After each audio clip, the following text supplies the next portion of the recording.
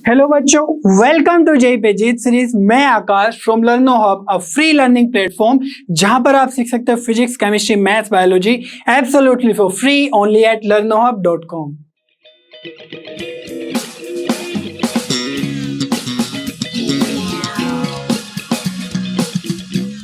बच्चों, आज हम जेई सीरीज में सोल्व करने वाले हैं प्रोबेबिलिटी चैप्टर के जेई एग्जाम में आए हुए प्रीवियस ईयर के क्वेश्चंस। और ये क्वेश्चन सोल्व करना आपके लिए बहुत ही ज्यादा इंपॉर्टेंट है ताकि आपको पता चलता रहे कि आपकी प्रिपरेशन जेई लेवल की चल रही है या नहीं। एंड आई होप कि आपने प्रोबेबिलिटी चैप्टर के कंसेप्ट वीडियोस अच्छे से देख लिए होंगे।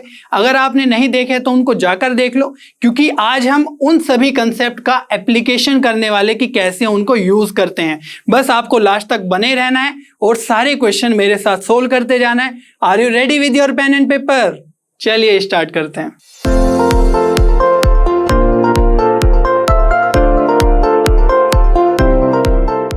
चलिए बच्चों, फर्स्ट प्रॉब्लम स्टार्ट करते हैं, जो सिंगल करेक्ट आंसर है और जो जेई मेन जुलाई 25 2022 के सेकेंड शिफ्ट में आया है।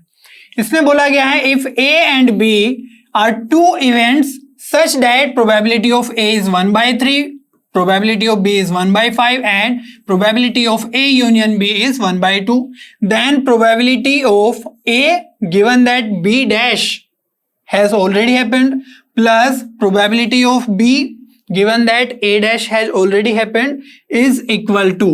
तो यहां पर हमें ये इसकी वैल्यू फाइंड आउट करने के लिए कुछ डाटा गिवन है।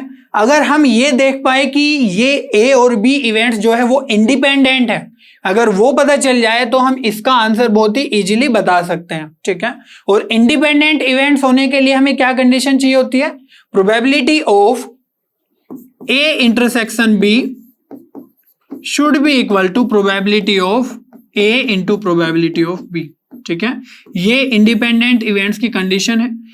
अब इसको चेक करेंगे कैसे। हमें दिया हुआ है probability of A union B, तो हम इनकी हेल्प से निकाल लेंगे probability of A intersection B। ठीक है, probability of A intersection B will be equal to probability of A plus probability of B minus probability of A union B। ठीक है, ये वाला फॉर्मूला है।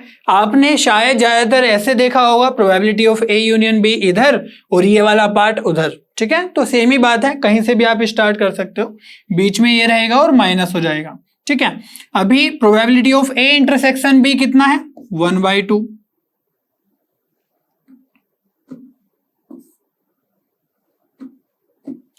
ये तो कैलकुलेट ही करना है। Equals to probability of A है 1/3 प्लस प्रोबेबिलिटी ऑफ B है 1/5 minus probability of A union B है 1/2। ठीक है, यहां पर आपका एलसीएम आ जाएगा यहाँ पर 30, तो 3 से 30 को डिवाइड करेंगे 10, 6 और यहां पर आ जाएगा 15, तो 10 + 6 16 माइनस 15 1, तो वैल्यू आ गई 1/30। ठीक है, अभी हमें चेक करना है कि क्या ये PA इंटू PB के इक्वल है। तो PA इंटू PB कितना आ जाएगा? ये तो हमें वैल्यूज गिवन है। PA है हमारा 1/3, PB है 1/5, तो ये आ जाएगा आपका 1/15। ठीक है, तो इस केस में हमारे पास PA intersection B is not equal to PA into PB।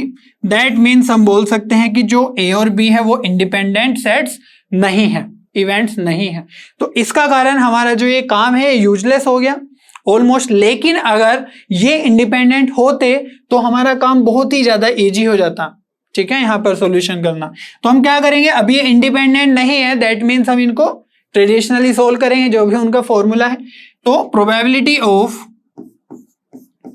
A by B dash plus probability of B by A dash.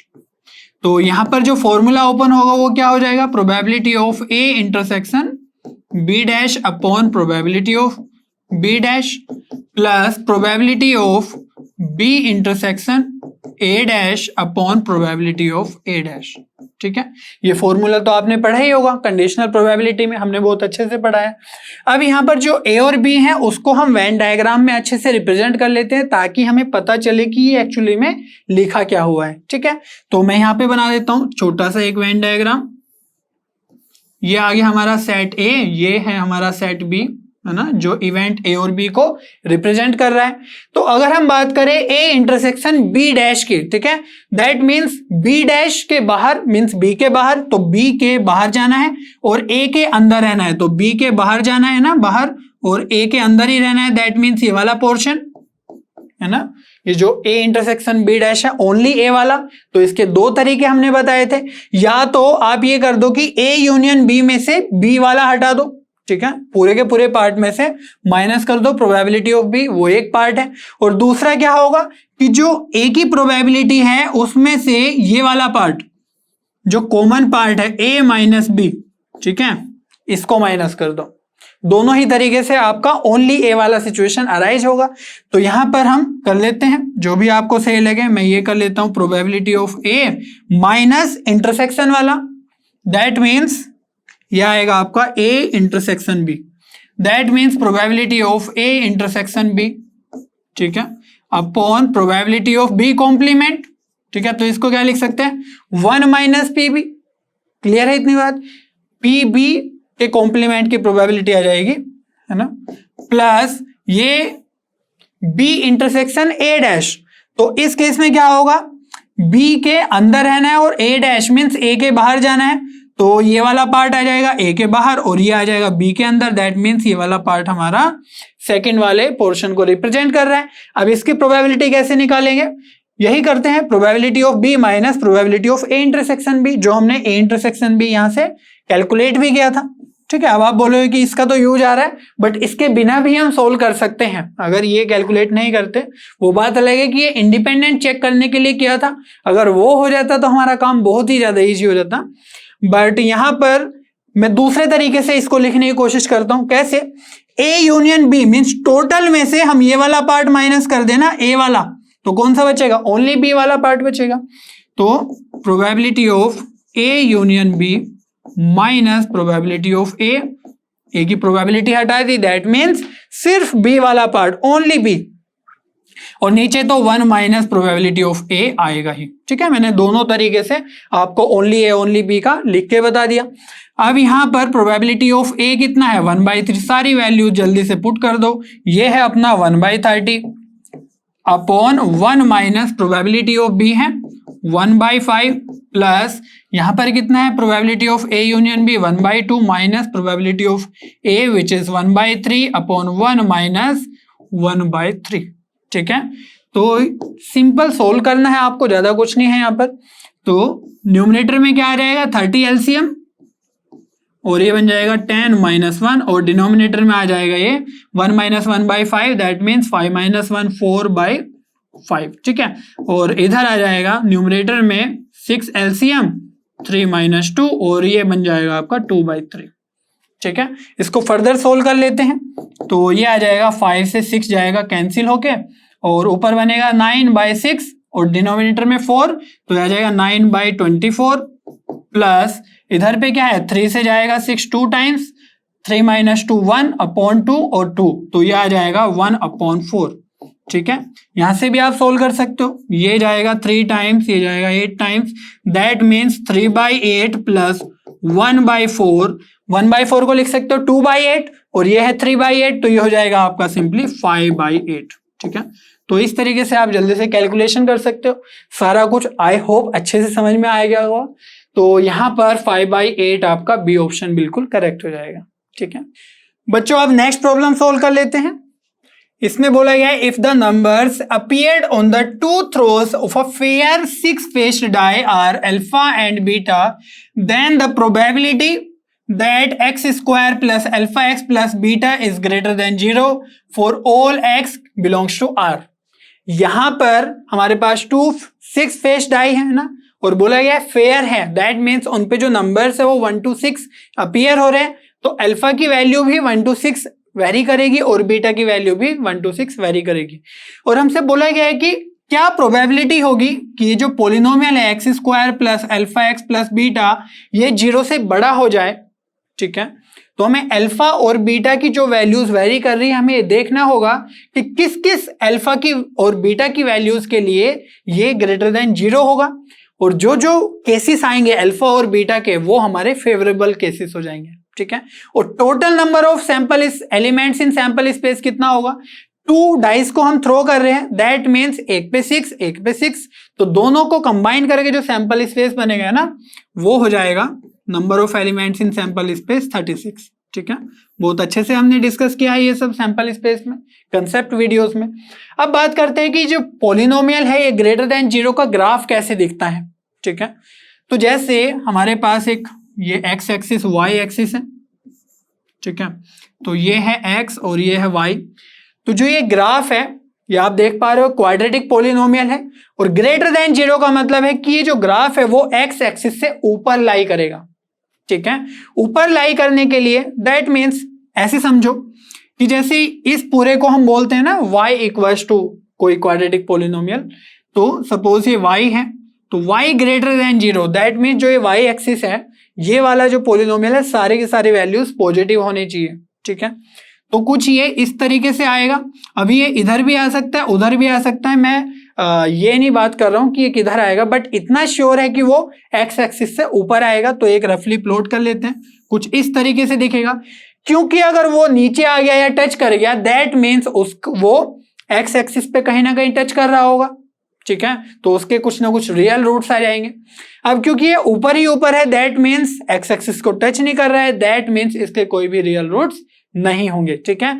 और जब हम बात करते हैं क्वाड्रेटिक इक्वेशन के रियल रूट्स नहीं होने की, दैट मीन्स हम बात कर रहे हैं इमेजिनरी रूट्स की, ठीक है। और इमेजिनरी रूट्स के लिए हमारा जो क्वाड्रेटिक इक्वेशन होता है उसका डिस्क्रिमिनेंट 0 से छोटा होना चाहिए, ठीक है, लेस देन 0।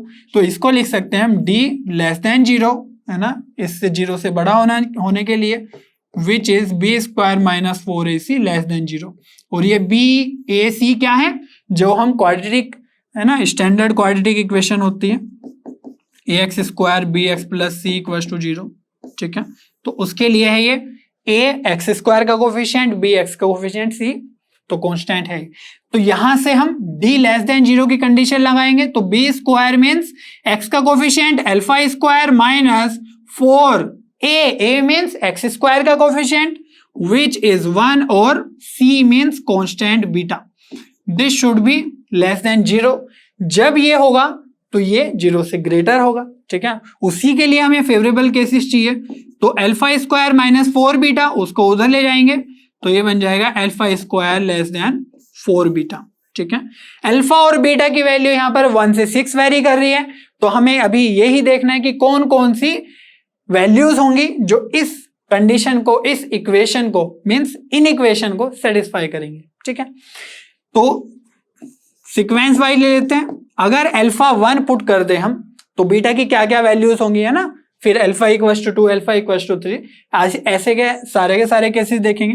तो बीटा की वैल्यू क्या क्या हो सकती है, अगर हमने अल्फा की वैल्यू 1 पुट करी तो लेफ्ट हैंड साइड में हमारा 1 स्क्वायर मीन्स 1 ही रहेगा, ये लेस देन होना चाहिए 4 बीटा से, तो बीटा की वैल्यू अगर हमने 1 भी पुट कर दी तो इधर आ जाएगा 4, तो 1 लेस देन 4, यस ये तो हमारी फेवरेबल होगी, क्योंकि ये फेवरेबल हो गई तो ये लेस देन 0, ये less than 0, that means graph ऐसा होगा, दैट मीन्स ये, ठीक है।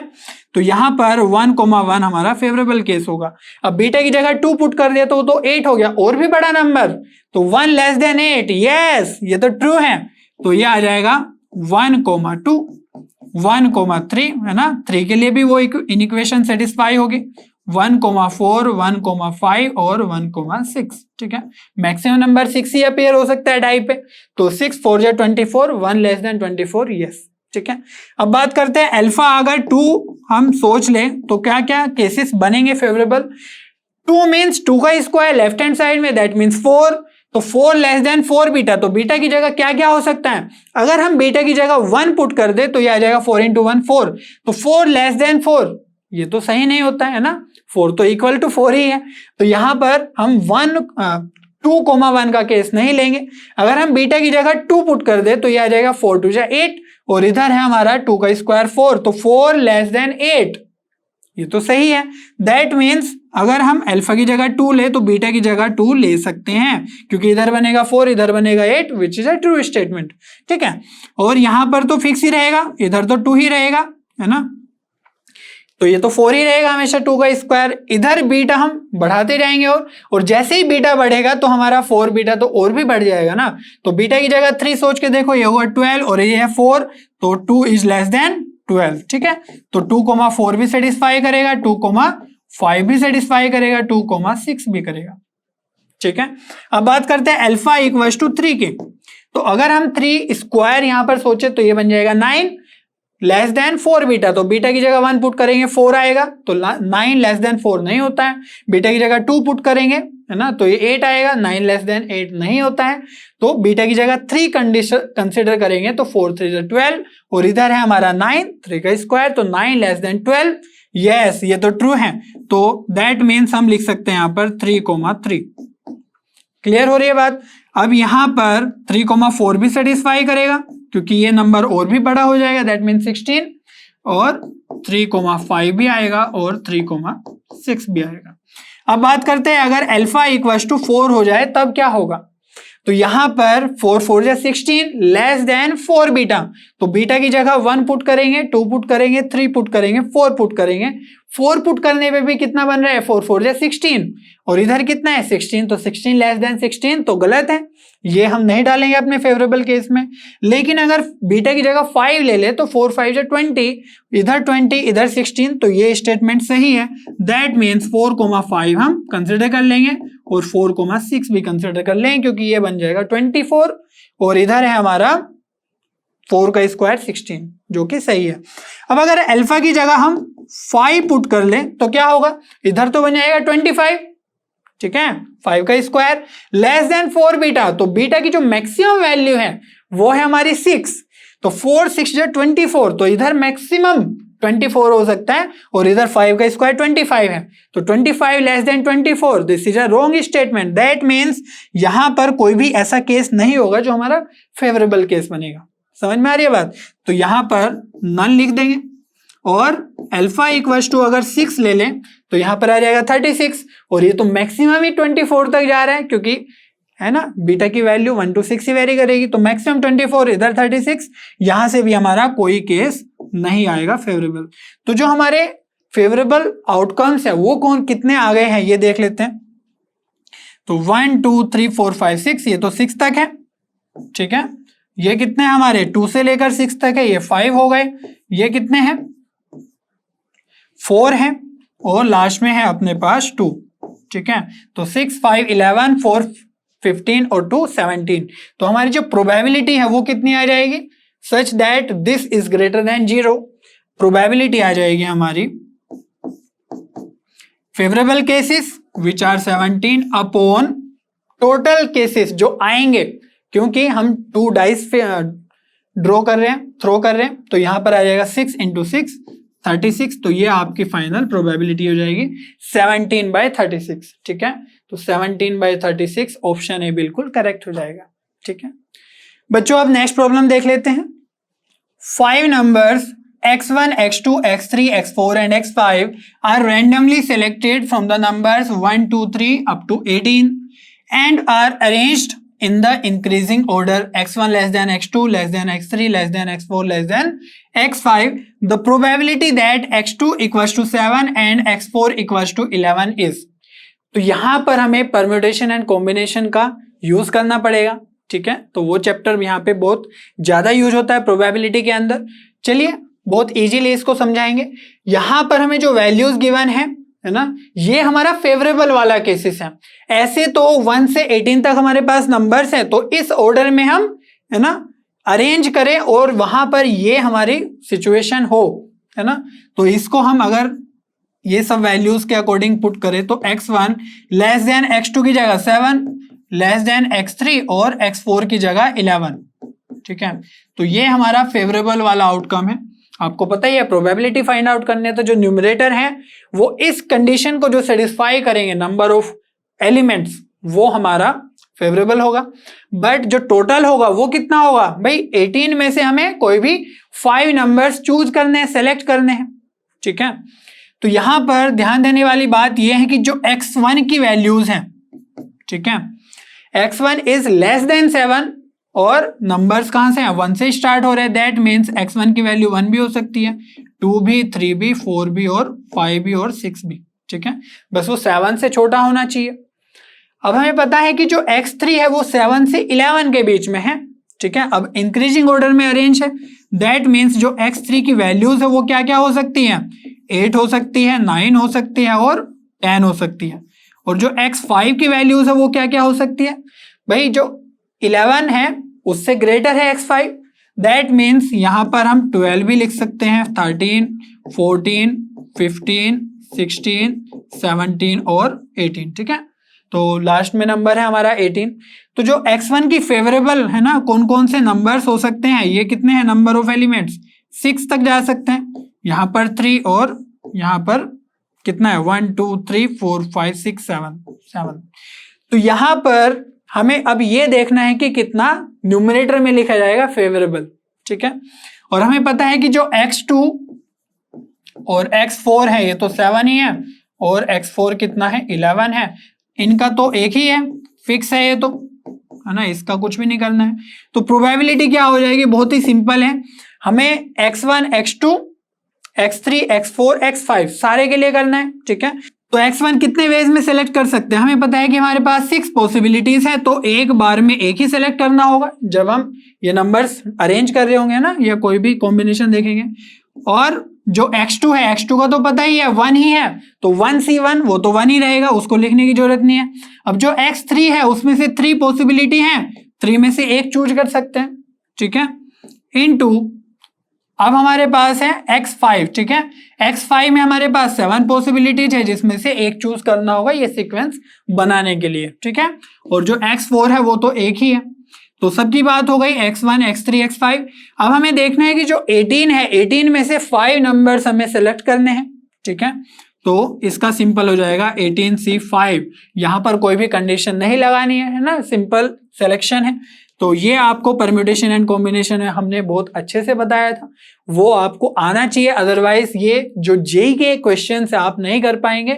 अगर आप सिर्फ ये सोचेंगे कि मैं परम्यूटेशन कॉम्बिनेशन छोड़ देता हूं और सिर्फ प्रोबेबिलिटी पढ़ लेता हूं अच्छे से, तो नहीं होंगे क्वेश्चंस, है ना, बहुत सारे क्वेश्चंस ऐसे पूछे जाते हैं। तो 6C1 6, 3C1 3, 7C1 7 और 18C5, इसका एक्सपेंशन कैसे बताए थे, 18 को 5 टाइम्स लिखना है ना, डिक्रीजिंग ऑर्डर में मल्टीप्लाई में, तो 18 17 16 15 और 14, तो कितना हो गया 1 2 3 4 5।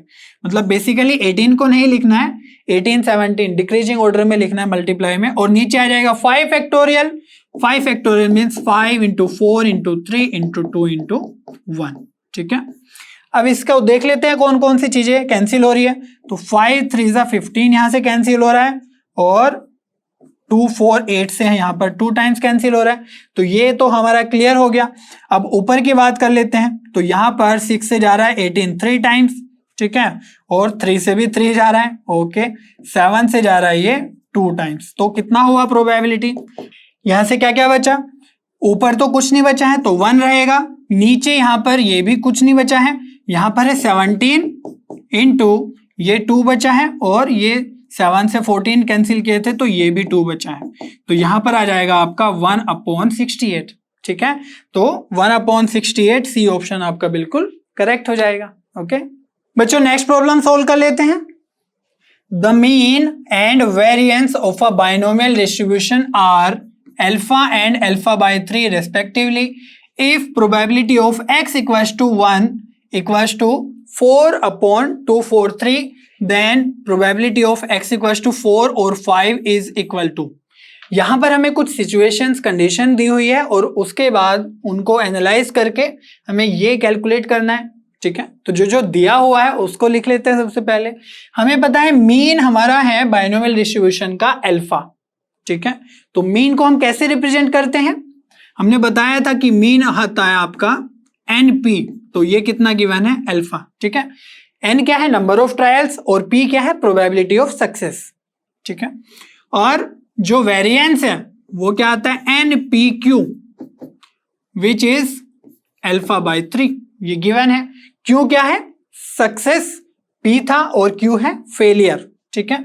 तो हमें पता है जो NP है वो तो अल्फा के इक्वल है, तो यहां पर हम alpha into q equals to alpha by 3 लिख सकते हैं, और अल्फा से अल्फा कैंसिल, तो क्यू आ जाएगा आपका 1/3। ठीक है, तो प्रोबेबिलिटी ऑफ फेलियर तो हमें पता चल गई, तो प्रोबेबिलिटी ऑफ सक्सेस क्या होगी, या तो कोई भी है ना इवेंट फेल होगा या पास होगा। ठीक है, तो हम लिखते हैं probability of success is 1 minus Q, तो यहां पर प्रोबेबिलिटी ऑफ सक्सेस आ जाएगी 1 माइनस 1/3। दैट मीन्स, अच्छा इसको ऐसे भी लिख लो है ना, ताकि लगे कि अच्छा छोटा ही लिखा है, या पी भी लिख लो, तो ये आ जाएगा आपका 2/3। ठीक है, तो ये आ गई है probability of success and probability of failure. अब आगे बात करते हैं, आगे क्या गिवन है। अब हमें P और Q पता है, लेकिन हमें N की भी जरूरत पड़ती है जब हम इसको एक्सपेंड करते हैं। ठीक है, तो एक और सिचुएशन गिवन है जहां से हम N कैलकुलेट कर सकते हैं। हमें बताया गया है Px equals to 1 equals to 4/243। ठीक है, तो Px इक्वल्स टू 1 कितना होता है, कैसे लिखा जाता है, तो बहुत अच्छे से आपको याद होगा क्या लिखते हैं। अब हमें ये नहीं पता है कि N कितना है, तो जनरली हम N ही ले लेंगे, NC1। ठीक है, x इक्वल्स टू 1 है, तो NC नीचे उतना ही लिखते हैं जितना x के इक्वल में हो। NC1 प्रोबेबिलिटी की जो है ना सक्सेस की प्रोबेबिलिटी है वो कितनी है, 2/3, तो 2/3 की पावर कितनी आ जाएगी, 1, जितनी बार वो सक्सेस हो रहा है। ठीक है, और फेलियर की कितनी आ जाएगी, विच इज 1/3, क्योंकि पावर ये आ जाएगी n-1। ठीक है, एक बार सक्सेस हो रहा है तो n-1 बार फेल हो रहा होगा। इक्वल्स टू गिवन है हमें 4/243। अब बस यहां से हमें n की वैल्यू फाइंड आउट करनी है, सिर्फ n ही आपको दिख रहा होगा वेरिएबल या अननोन, तो NC1 ये कितना हो जाएगा आपको पता है, 5C1 5, 3C1 3, हमने लास्ट क्वेश्चन में भी यूज किया था। तो NC1 का वैल्यू कितना आ जाएगा, n इंटू ये कितना है 2, और यहां पर तो 1 की पावर n-1 है, फर्क ही नहीं पड़ता, सिंपल 1 लिख दो। अपॉन में ये क्या है 3 की पावर 1, और यहां पर क्या है 3 की पावर n-1। ठीक है, इक्वल्स टू 4 अपॉन, अब हमें दिख रहा है कि यहां पर नीचे 3 की पावर्स में खेल हो रहा है। ठीक है, तो 243 को भी हम 3 की पावर्स में स्प्लिट कर लेते हैं, कितना आएगा, अगर आप इसको देखो 3 से डिवाइड करोगे तो इसको लिख सकते हो 81 इंटू 3, और 81 होता है 3 की पावर 4। ठीक है, आप इसके फैक्टर्स भी लिख सकते हो प्राइम फैक्टर्स करके, तो यह आ जाएगा आपका 3 की पावर 5। ठीक है, तो यहां पर ध्यान से देखो ऊपर क्या लिखा हुआ है, 2 से 4 को कैंसिल कर देंगे तो यह आ जाएगा 2 बचेगा, तो ये आ जाएगा n/3 की पावर n, यहां पर पावर 1 है, यहां पर n-1 है, तो ये n आ गया, और ये है 2/3 की पावर 5। ठीक है, अब यहां पर आप देखोगे कि जो डिनोमिनेटर है इसमें 3 की पावर n है, यहां पर 3 की पावर 5 है, तो आप बोलोगे कि n इक्वल्स टू तो 5 हो गया जस्ट कंपेयर करके, लेकिन न्यूमरेटर में भी n है, और वहां पर अगर आप सिंपली कंपेयर कर रहे हो तो न्यूमरेटर में n इक्वल्स टू 2 आएगा, विच इज कॉन्ट्रेडिक्टरी, क्योंकि नीचे आ रहा है n इक्वल्स टू 5। तो हम इसमें क्या कर सकते हैं कि दोनों के दोनों जो n है, n की वैल्यूज कुछ सेम आ जाए, ऊपर भी और नीचे भी। ठीक है, अब हमें पता है कि हमें यहां पर 2 दिख रहा है, और है ना यहां पर 5 दिख रहा है और यहां पर 2 दिख रहा है, अगर हम ऊपर नीचे 3 से मल्टीप्लाई कर दे, ठीक है, तो 3 की पावर 1 बढ़ जाएगी, तो क्या होगा देखते हैं, 3 की मल्टीप्लाई यहां पर हुई, 3 की मल्टीप्लाई यहां पर, तो ऊपर तो हो गया है 6 और नीचे क्या हो गया 3 की पावर 6। ठीक है, तो n की वैल्यू ऊपर से नीचे से कंपेयर करके हमेशा 6 ही आ रही है। ठीक है, तो इसको हम लिख सकते हैं 6/3 की पावर 6, क्योंकि यहां पर भी पावर 1 हो गई है, तो n/3 की पावर n इक्वल्स टू बन गया 6/3 की पावर 6, और कंपेयर करके सिंपली n इक्वल्स टू आ रहा है 6। तो हमें अब n भी पता चल गया है, p भी और q भी, हम ये वाला वैल्यू अब इजीली कैलकुलेट कर सकते हैं। ठीक है, जो हमारा मेन क्वेश्चन है, तो probability of x equals to 4 और 5 है, तो इसको ऐसे भी लिख सकते हैं x इक्वल्स टू 5। ठीक है, इसका मीनिंग क्या है, x equals to 4 plus x equals to 5। ठीक है, 4 या 5, तो यहां पर x इक्वल्स टू 4 के लिए क्या फॉर्मूला लगाएंगे, अब हमें n पता है। ठीक है, जैसे हमने यहां पर NC1 किया था, अब n पता है 6, तो क्या कर देंगे simply 6C4। Probability of success 2/3 की पावर कितनी, x इक्वल्स टू 4 है ना, 4 टाइम्स सक्सेस है, दैट मीन्स ये आ जाएगा 4 और Q की क्या है वैल्यू 1/3 और ये क्या आएगा फेलियर कितनी बार हुआ है 4 टाइम्स सक्सेस हुआ है टोटल ट्रायल 6 थे तो 6 - 4 कितना आएगा 2 तो फॉर्मूला डायरेक्टली कैसे लिखते हैं n-r 6 - 4 प्लस x = 5 के लिए भी लिख लेते हैं जल्दी से 6 से 5 2/3 की पावर 5 और 1/3 की पावर 6 - 5 ठीक है तो ये 1 आ जाएगा। अब देखो 6c4 तो 6c4 को हम प्रॉपर्टी लगाएंगे बाइनोमियल प्रॉपर्टी लगाएंगे परम्यूटेशन एंड कॉम्बिनेशन की तो 6c4 आ जाएगा 6c 6 - 4 अगर आपको याद नहीं है तो NCR इक्वल टू होता है NCn-r ठीक है इससे बहुत सारी कैलकुलेशन इजी हो जाती है तो 6c4 को हम लिख सकते हैं 6c2 एंड 6c2 को लिखेंगे 6 × 5 2 मीन्स 2 तो यहां पर बनेगा ये 2/3 की पावर 4 और ये बन जाएगा 1 ऊपर है बाय 3 ये पावर आ जाएगी 2 और 6c5 को इसी प्रॉपर्टी से क्या लिख सकते हैं 6c1 और 6c1 मीन्स 6 सिंपली ठीक है तो 2/3 की पावर 5 और 1/3 की पावर 1 क्लियर है इतनी बात। अब यहां पर सॉल्यूशन बहुत इजी है बस थोड़ा सा कैलकुलेशन करना है। अब देखो ये कितना आ जाएगा 2 से ये गया 3 टाइम्स तो ये बचा आपका 15 ठीक है और यहां पर कितना बचा ऊपर 2 की पावर 4 और नीचे क्या बचा देखो यहां पर 3 की पावर 4 है यहां पर तो 1 की पावर 2 कोई फर्क नहीं पड़ता और नीचे है 3 की पावर 2 ठीक है और यहां पर है 3 की पावर 4 तो ये हो जाएगी टोटल 3 की पावर 6 प्लस यहां पर भी 3 की पावर 5 है 3 की पावर 1 है तो नीचे तो 3 की पावर 6 ही बनेगी और ऊपर कितना बचेगा 6 × 2 की पावर 5 ठीक है तो यहां से आप 2 की पावर 4 कॉमन ले सकते हो ठीक है तो 2 की पावर 4 अगर कॉमन आ जाए तो कितना बचेगा अंदर यहां से ये तो कॉमन आ गया अंदर बचा 15 प्लस यहां से अगर 2 की पावर 4 कॉमन ले लिया आपने तो 2 की पावर 1 बचेगी और ये है 6 तो ये आ जाएगा आपके पास 12 अपॉन में 3 की पावर 6 ठीक है तो 2 की पावर 4 कितना होता है 16 इंटू ये कितना हो जाएगा 27 और नीचे है 3 की पावर 6 अब 27 है जिसको हम लिख सकते हैं 3 की पावर 3 ठीक है 3 3 9 और 3 से मल्टीप्लाई करेंगे 26 और ये 3 की पावर 6 तो ये सिंपली कैंसिल होके नीचे कितना बचेगा 3 की पावर 3 ठीक है क्योंकि ये क्या है 3 की पावर 3 है ये भी तो और नीचे बचेगा 3 की पावर 3 जिसको हम 27 भी लिख सकते हैं तो आंसर आ जाएगा 16/27 ठीक है ये आपका फाइनल आंसर होगा तो ऑप्शन सी आपका बिल्कुल करेक्ट हो जाएगा ठीक है बच्चों नेक्स्ट प्रॉब्लम सोल्व कर लेते हैं।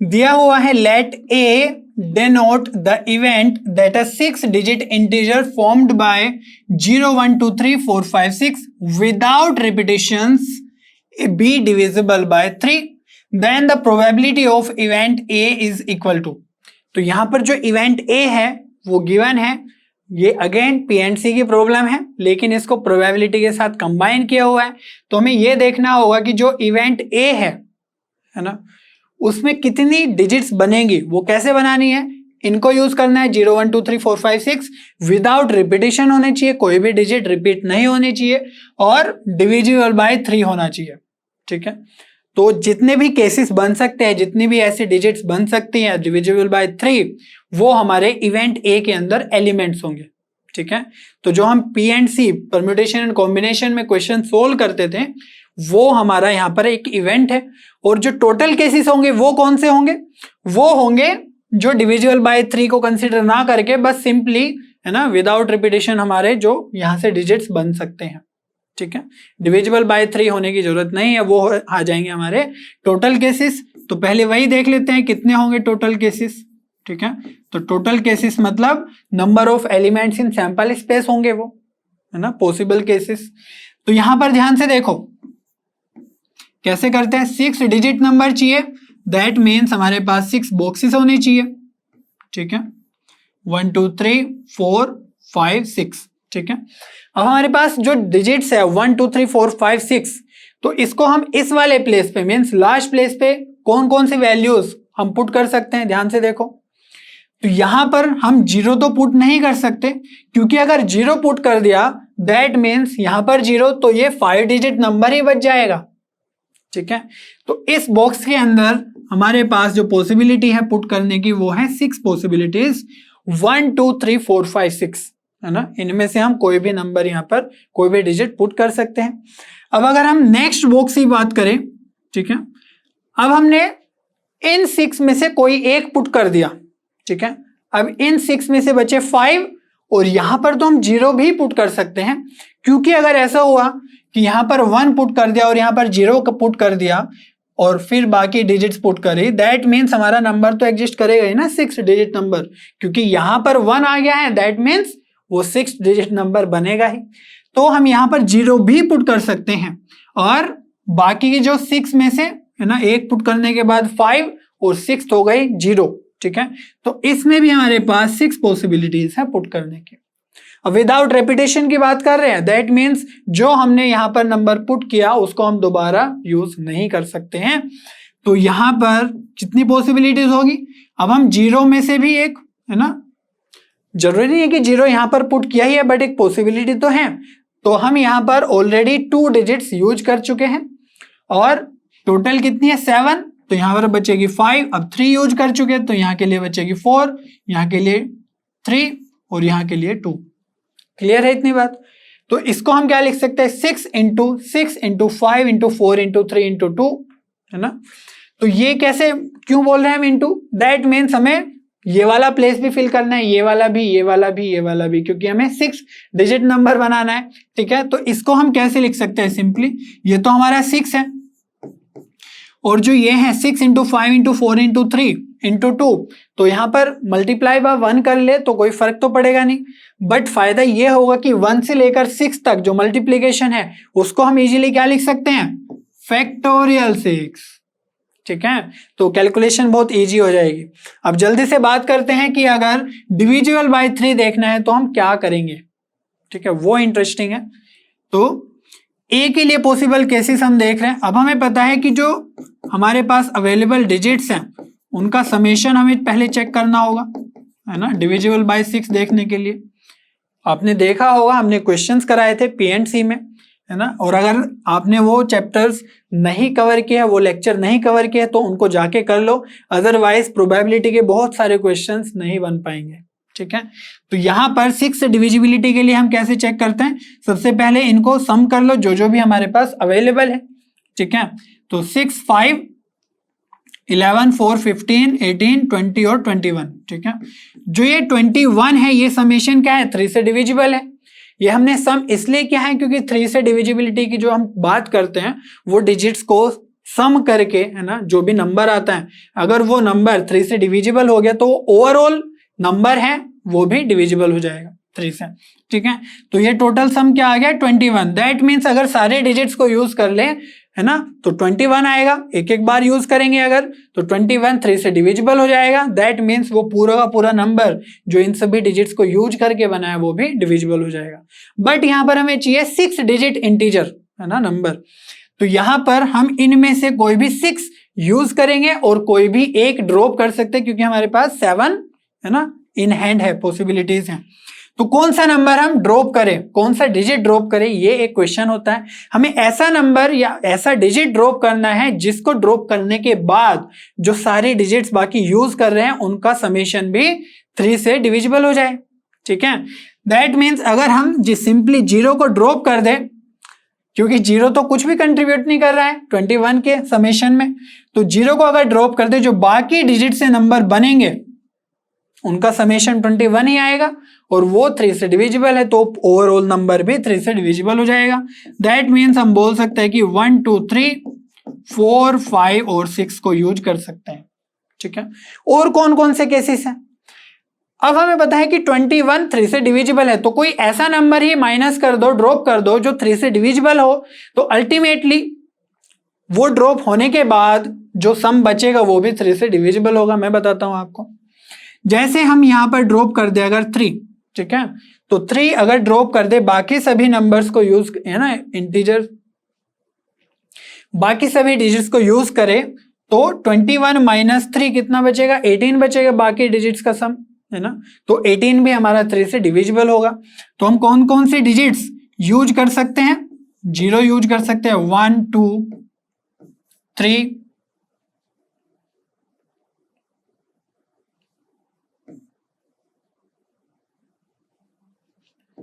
4 5 और 6। तो ये हमारे पास कितने डिजिट्स है जिनको हम यूज कर रहे हैं, 6 डिजिट्स हैं। और अगर आप चेक करो तो 6 5 11 15 17 18, तो 18 भी हमारा 3 से डिविजिबल होगा जब भी इन डिजिट्स को यूज करेंगे। अब और भी कोई ऐसा केस है क्या जो 3 का मल्टीपल हो, है ना, 3 से डिवाइड हो रहा हो, वो नंबर ड्रॉप कर सकते हैं हम। तो यहां पर 6 भी हम ड्रॉप कर सकते हैं, क्योंकि 6 को जब ड्रॉप करेंगे बाकी को यूज करेंगे तो फिर 21 माइनस 6 बचेगा 15, और 15 भी हमारा 3 से डिविजिबल है। दैट मीन्स वो सारे नंबर्स 3 से डिविजिबल होंगे। तो 0 1 2 3 4 5, तो इनको यूज करेंगे तो भी हमारा 3 से डिविजिबल वाला नंबर बनेगा। अब जरूरी नहीं है मैंने कहा कि 3 से डिवाइड होने वाले को ही ड्रॉप करेंगे। अगर यहां पर समेशन 20 होता, लेट अस से, है ना, कुछ सीक्वेंस बन रहा होगा, तो 20 में हम क्या ड्रॉप करेंगे, ऐसा नंबर ड्रॉप करेंगे जो फाइनली वो 3 से डिविजिबल हो जाए। जरूर फर्क नहीं पड़ता है कि कौन सा नंबर हम ड्रॉप कर रहे हैं, ड्रॉप करने के बाद जो बाकी डिजिट्स को हम यूज कर रहे हैं उनका समेशन 3 से डिविजिबल होना चाहिए, ये ध्यान रखना है। तो इससे बनने वाले कितने ऐसे नंबर्स होंगे देख लेते हैं, ठीक है। 6 बॉक्सेस बना लो, ये कितना है, 1 2 3 4 5 6। तो यहां पर हमारे पास 0 तो प्रेजेंट ही नहीं है, ठीक है, तो 0 वाला प्रॉब्लम यहां पर नहीं अराइज होगा। दैट मीन्स हम 6 में से 6 को यहां पर यूज कर सकते हैं, पॉसिबिलिटीज हैं। एक यूज कर लिया तो 5 को यूज कर सकते हैं, 4 3 2 1। तो यहां से तो सिंपली 6 फैक्टोरियल वैल्यू मिल रहा है हमें, ठीक है। यहां से क्या क्या केसेस होंगे, है ना, कितने 3 से डिविजिबल वाले नंबर बनेंगे। तो यहां पर 0 प्रेजेंट है, अब इसका ध्यान रखना है। तो जो फर्स्ट वाला ये बॉक्स है, हमें 6 डिजिट नंबर बनाना है, दैट मीन्स हम यहाँ पर 0 यूज नहीं कर सकते हैं। ये बाकी जो बचे 5, इनको यूज कर लेंगे। अब यहाँ पर हमने 1 यूज कर लिया है, बट यहाँ पर 0 यूज कर सकते हैं। इसी तरीके सिमिलर केस है, बस यहाँ पर, है ना, यहाँ पर हम 5 यूज करेंगे, क्योंकि जब टोटल केसेस में देखा तो 7 के 7 हम डिजिट्स यूज कर रहे थे, बट यहाँ पर अब 6 डिजिट्स यूज करना है, ठीक है। तो यहां पर देखो ये बन जाएगा 4 3 2 1, ओके। और इसमें भी हमारा 0 प्रेजेंट है, तो सिमिलर केस बनेगा ये भी, ठीक है। तो ये आ जाएगा 5 5 4 3 2 1। तो इसको क्या लिख सकते हैं, 5 को अगर हटा दे तो ये 5 फैक्टोरियल, है ना, मल्टीप्लाई करेंगे तो ये आ गया 5 इंटू 5 फैक्टोरियल, और यहां से भी आएगा 5 5 फैक्टोरियल। और ये तीनों पॉसिबल केसेस है, ठीक है, या तो इससे बन जाए या इससे बन जाए या इससे बन जाए, तो और के साथ हम ऐड करेंगे, ठीक है। तो यहां पर भी ऐड हो जाएगा सब कुछ। तो ये क्या है, हमारे फेवरेबल केसेस, और टोटल केसेस तो हमें पता ही है। तो प्रोबेबिलिटी कैलकुलेट कर लेते हैं, ठीक है। तो प्रोबेबिलिटी ऑफ इवेंट क्या हो जाएगी, एक ही, ये है हमारा factorial 6 plus 5 factorial 5 plus 5 factorial 5, और डिनोमिनेटर में, है ना, ये तीनों केसेस, और डिनोमिनेटर में है 6 फैक्टोरियल 6। तो ध्यान से देखो, फैक्टोरियल 5 हमारा ज्यादा अपीयर हो रहा है, तो उसी को हम कॉमन लेके कैंसिल कर देते हैं। तो चलो फैक्टोरियल 6 को क्या लिख सकते हैं हम, 6 इंटू फैक्टोरियल 5, तो फैक्टोरियल 5 हम बाहर ले लेंगे तो अंदर से क्या बचेगा, सिर्फ 6 बचेगा। फैक्टोरियल 5 यहां से बाहर लेंगे तो ये बचेगा 5, और यहां से भी बचेगा 5, ठीक है। डिनोमिनेटर में क्या है, 6 इंटू फैक्टोरियल 6, ठीक है। तो इसको क्या लिख सकते हैं, 6 इंटू 6 और फैक्टोरियल 5, ठीक है। फैक्टोरियल 6 को मैं 6 इंटू फैक्टोरियल 5 कैसे लिख रहा हूं, अगर नहीं आइडिया आ रहा है तो आप जल्दी से जाके परम्यूटेशन कॉम्बिनेशन देख लो, वहां पर हम ये बहुत अच्छे से सीखते हैं। फैक्टोरियल 5 कैंसिल, तो ऊपर कितना बचेगा, 5 5 10 6 16 बाय 36, ठीक है। तो ये आ जाएगा आपके पास, 4 से ऊपर नीचे डिवाइड करेंगे, ऊपर बचेगा 4 और नीचे कितना बचेगा 9, तो 4/9 आपका करेक्ट आंसर होगा, है ना। इवेंट एक ही होने की प्रोबेबिलिटी 4/9, तो ऑप्शन डी आपका बिल्कुल करेक्ट हो जाएगा, ठीक है। बच्चों नेक्स्ट प्रॉब्लम सोल्व कर लेते हैं। A fair die is tossed until 6 is obtained on it. Let x be the number of required tosses, then the conditional probability of x greater than or equal to 5 given that x greater than 2 has already happened. ठीक है। तो यहां पर हमें ये find out करना है कि इसकी वैल्यू कितनी होगी। तो अब ध्यान से देखो सक्सेस क्या है यहां पर, क्योंकि हम x लेस देन 5 है ना, ग्रेटर देन 5 इनको डील कर रहे हैं, तो यहां पर हमें सक्सेस फेलियर की प्रोबेबिलिटी पता होनी चाहिए। तो सक्सेस क्या है सबसे पहले तो यही पता हो, ठीक है, तभी तो हम p कैलकुलेट करेंगे। तो सक्सेस है कि हमें 6 ऑब्टेन करना है, ठीक है, जब तक भी होगा तब तक हम लगे रहेंगे, ठीक है। तो सक्सेस हो गई गेटिंग अ 6 ऑन डाई। तो डाई पे पता है हमें कि 1 से 6 तक नंबर्स होते हैं, दैट मीन्स सक्सेस की प्रोबेबिलिटी क्या हो जाएगी, p कितना हो जाएगा भाई, एक ही नंबर गेट करना है मीन्स लाना है, वो है 6, तो 1 to 6 में 6 चाहिए, तो सक्सेस की प्रोबेबिलिटी हो जाएगी 1/6, ठीक है। और फेलियर के लिए क्या, 1 से 5 तक कुछ भी अपीयर हो जाए, 6 के अलावा कुछ भी अपीयर हो जाए वो हमारा फेलियर होगा, ठीक है। तो 5 फेवरेबल और 6 टोटल, तो ये आ गई है सक्सेस और फेलियर की प्रोबेबिलिटी। अब यहां पर आगे बात करते हैं, बोला गया कि fair die is tossed until, जब तक भी वो 6 नहीं अपीयर होता है तब तक हम डाई को रोल करते रहते हैं, ठीक है। तो इसमें जो ये कंडीशन गिवन है इसको थोड़ा एनालाइज करते हैं, उसके बेसिस पे हम चीजें कैलकुलेट करते हैं आगे, ठीक है। तो यहां पर हमें जो गिवन है probability of x greater than और equal to 5 given that x greater than 2 has already happened, या है ना जैसे भी आप बोलना चाहें, तो इसको लिख सकते हैं कैसे, x greater then 5 intersection x greater than 2, ठीक है, और डिनोमिनेटर में क्या आएगा, probability of x greater than 2। Clear है इतनी बात, यही तो फॉर्मूला होता है probability of a by b का, probability of a intersection b upon probability of b, है ना, जो भी नीचे आ रहा हो। अब यहां पर ध्यान से देखो, जब हम इंटरसेक्शन की बात कर रहे हैं x ग्रेटर देन और इक्वल टू 5 और x ग्रेटर देन 2 में, तो इसको नंबर लाइन पे आप प्लॉट करके बहुत इजीली देख सकते हो। कैसे, यहां पर 0 1 पुट कर देते हैं, 2 3 4 5 6 ऐसे करके बहुत सारे है ना नंबर्स होंगे। तो x ग्रेटर देन 2 का मीनिंग क्या हुआ, 2 पे ओपन इंटरवल और आगे, और x ग्रेटर देन और इक्वल टू 5 का क्या हुआ, x पे क्लोज इंटरवल है ना, क्लोज ये डॉटेड और आगे ये पूरा पूरा पोर्शन। तो हमें लेना है इंटरसेक्शन, ठीक है, मींस कॉमन पार्ट। तो कॉमन पार्ट क्या होगा, इसके आगे जब जा रहे हैं तो ये सारा का सारा है ना आगे कॉमन पार्ट ही है, समझ में आ रही है बात। दैट मीन्स जो न्यूमरेटर में लिखा हुआ है उसको हम लिख सकते हैं probability of x greater than और इक्वल टू 5, और डिनोमिनेटर में तो कोई चेंज करने की जरूरत नहीं है, मीन्स हमें ये वाला पोर्शन कैलकुलेट करना है। अब इसको कैसे कैलकुलेट करेंगे उसके बारे में बात करते हैं, ठीक है।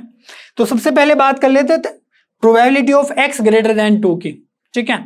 तो अगर हम यहां पर x इक्वल्स टू 0 की कंसिडर करें, तो x इक्वल्स टू 0 का मतलब है कि जैसे x इक्वल्स टू 1 है तो एक बार डाई को टॉस किया, x इक्वल्स टू 2 क्या है यहां पर दिया हुआ है ना, x be the number of required tosses, तो x इक्वल्स टू 0 को कोई सेंस ही नहीं बनता है, मीन्स हमने कुछ टॉस ही नहीं किया है, तो कैसे आएगा 6।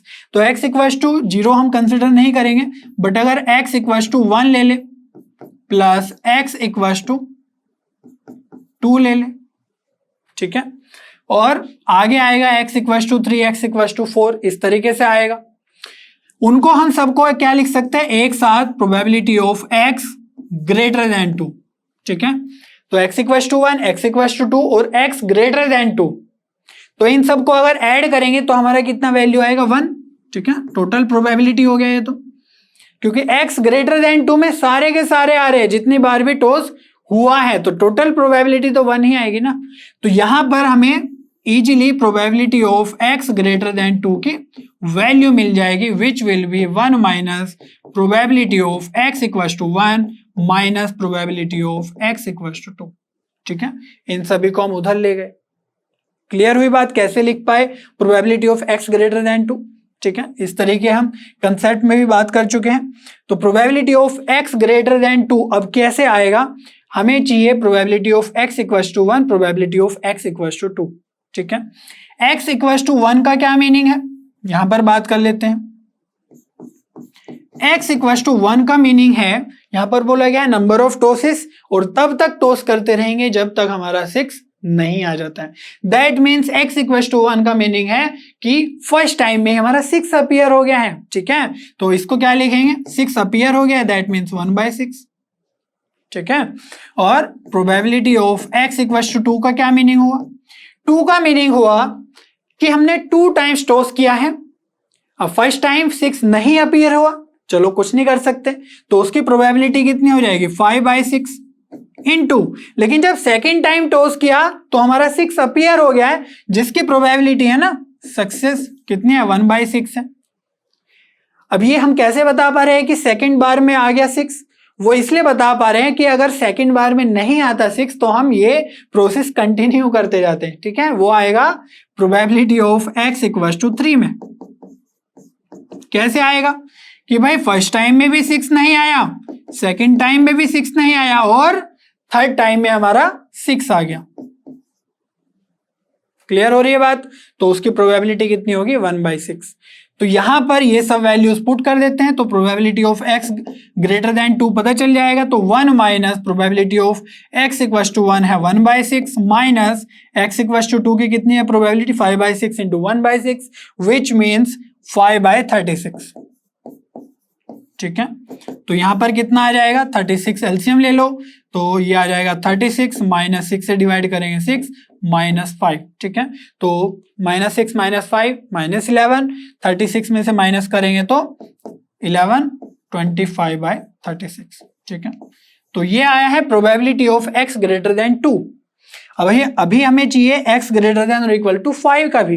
ठीक है, तो इसको कैसे करेंगे, probability of x greater than और इक्वल टू 5 के लिए यहां पर हमें पता है 2 से ग्रेटर पे जाना था, लेकिन यहां पर इक्वल टू भी हो सकता है 5।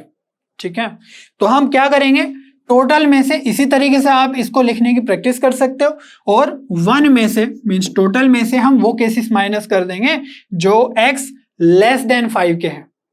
समझ में आ रही है बात, जैसे यहां पर लेस देन 2 वाले हमने माइनस कर दिए, या लेस देन इक्वल टू 2, क्योंकि यहाँ पर इक्वालिटी का साइन नहीं है, यहाँ पर तो है, मीन्स 5 की भी हमें चाहिए प्रोबेबिलिटी, तो हम 4 तक वाले माइनस कर देंगे। ठीक है, टोटल में से, तो ये आ जाएगा p x equal to 1 minus p x equal to 2 minus p x equal to 3, space थोड़ा कम है, minus p x equal to 4। ठीक है, तो ये जो है 1 माइनस p x1 x2 है ना, ये तो हमने यहां पर भी कैलकुलेट किया है, तो इसको तो हम डायरेक्टली पुट कर सकते हैं, क्या 25/36 minus p x equal to 3 हमने अभी सोल्व किया है ना, कि फर्स्ट टाइम में भी 6 अपीयर नहीं हुआ, सेकेंड टाइम में भी नहीं, थर्ड टाइम में अपीयर हो गया, तो ये कितना बन जाएगा 25/666 विच मीन्स 216।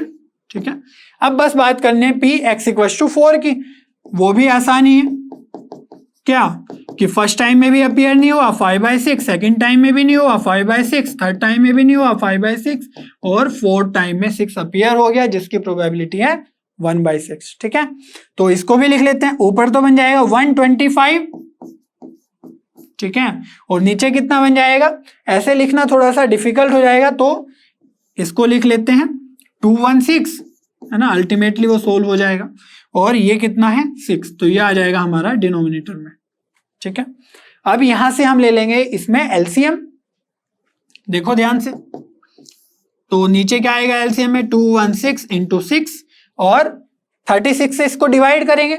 ठीक है, तो बेसिकली हम इसको डिवाइड कर रहे हैं 6 की पावर 4, और ये है 6 की पावर 2, तो बचेगा 6 की पावर 2 विच मीन्स 36 से 25 में मल्टीप्लाई होगी, तो 25 इंटू 36 है ना, कर सकते हैं, कितना आएगा 0, 15, 25 3 जा 75, और ये आएगा 90। ठीक है, तो ये बन गया हमारा 900 माइनस 216 से इसको डिवाइड करेंगे तो 6 ही बचेगा, 25 6 हो जाएगा 150 माइनस, ये तो यही है, सेम ही नंबर लिखा हुआ है, दैट मीन्स 125 हमें माइनस करना होगा। ठीक है, अभी ये कितना हो गया टोटल, ध्यान से देखो 275, तो ये बच जाएगा 25, तो 300 हो गया, और ये आ जाएगा 625, और नीचे कितना आ जाएगा, और नीचे आ जाएगा 216 इंटू 6। ठीक है, जो ये वैल्यू आई है probability of x greater than और इक्वल टू 5, इन सभी वैल्यूज को हम यहां पर पुट कर देंगे। ठीक है, इसी के लिए तो हमने कैलकुलेशन स्टार्ट की थी। तो ये दोनों डिफरेंट डिफरेंट कैलकुलेशन है। चलिए पुट करते हैं। यहां पर है कितना, 625 डिवाइड बाय 216 इंटू 6, और डिनोमिनेटर में कितना है, probability of x greater than 2 which means 25 by 36। ठीक है, अब देखो ये वाला जो है 36, ये इसको डिवाइड करेगा। ठीक है, तो ये नंबर क्या चल रहा है, 6 की पावर 4।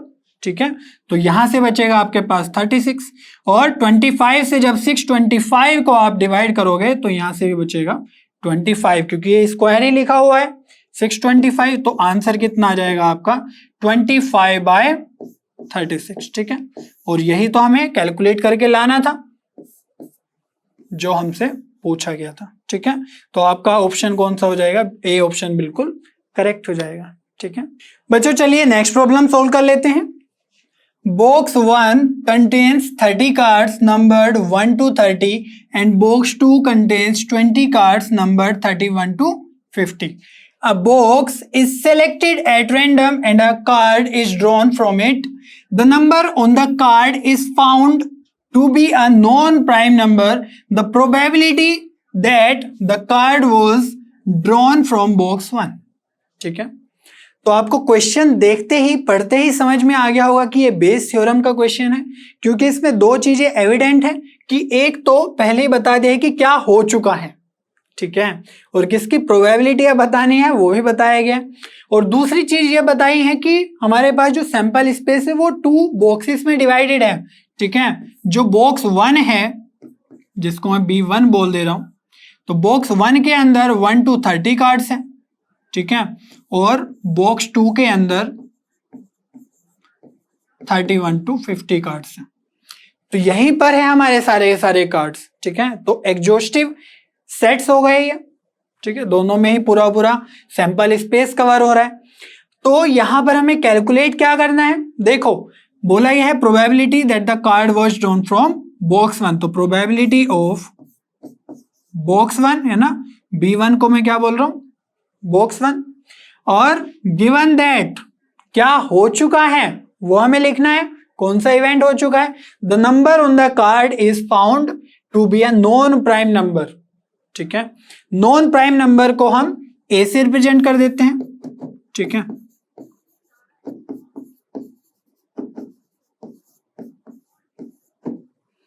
तो गिवन दैट ए इवेंट हो चुका है, तो इसकी प्रोबेबिलिटी हमें फाइंड आउट करनी है। ठीक है, अब बस ये है कि ए की जो वैल्यूज है वो क्या क्या होंगी उस पर फोकस करना होगा। ये देखकर ही आपको समझ में आ जाना चाहिए कि क्या क्या हमें वैल्यूज फाइंड आउट करनी है। इसका जो फॉर्मूला है, तो फॉर्मूले में क्या करते हैं, हम इसको रिवर्स कर देते हैं, probability of A by B1।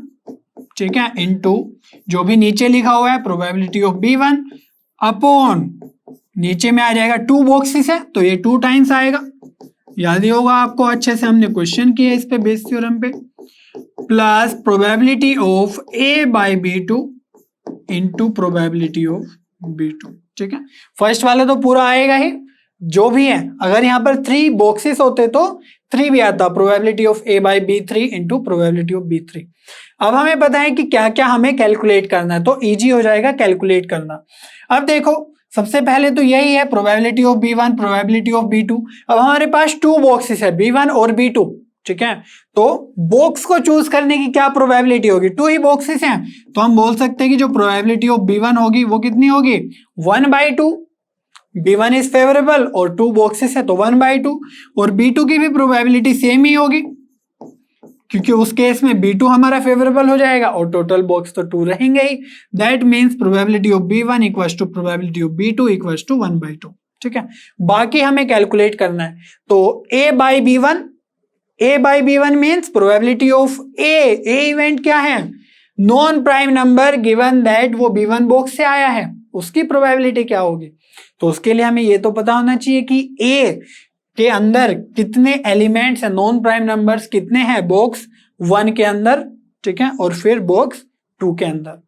तो देखते हैं ध्यान से नॉन प्राइम नंबर्स कौन से हुए, जो प्राइम नंबर्स नहीं है, ठीक है। तो कौन कौन से नहीं है प्राइम नंबर, तो हम लिख लेते हैं ए का अगर हम कॉम्प्लीमेंट लिख ले, ठीक है, तो उसको क्या बोल सकते हैं प्राइम नंबर। ये मैं क्यों लिख रहा हूं, क्योंकि नॉन प्राइम नंबर थोड़ा सा लेंथी हो जाएगा, है ना, लिखना, क्योंकि बहुत सारे नंबर्स होंगे, प्राइम नंबर थोड़े कम होते हैं रिलेटिवली। तो कौन कौन से एलिमेंट्स होंगे ए कॉम्प्लीमेंट के अंदर, ध्यान देना ए कॉम्प्लीमेंट की बात हो रही है। ए हम कैलकुलेट कर लेंगे, टोटल में से 1 to 30 है ना, 30 में से हम प्राइम नंबर्स माइनस कर देंगे, तो हमारे पास number of non prime numbers बच जाएंगे।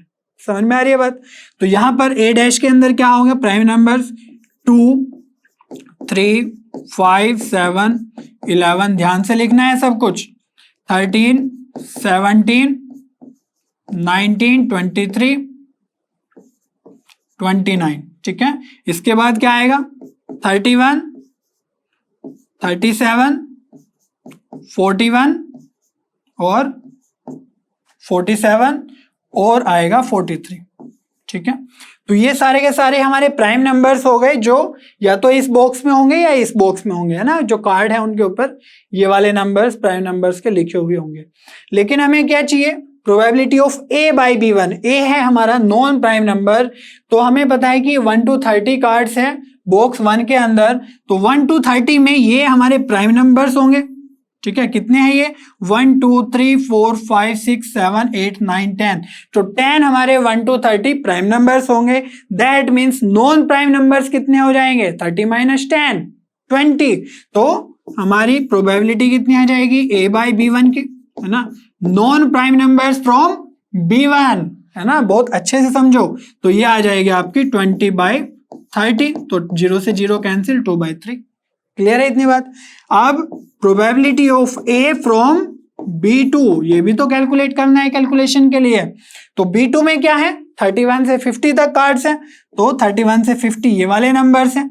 कितने हैं 1 2 3 4 5, तो 5 नंबर्स हमारे यहां पर प्राइम नंबर है। तो नॉन प्राइम नंबर कितने हुए, ये टोटल नंबर्स कितने 31 to 50 20, तो 20 में से 5 हमारे प्राइम नंबर, तो 15 बचे नॉन प्राइम नंबर, ठीक है। तो यहां पर हम लिख देंगे 15/20, है ना, फेवरेबल कितना है 20, है ना, non prime number from box B2। तो यहां पर आप 5 से ऊपर नीचे डिवाइड करोगे तो ये आ जाएगा 3/4।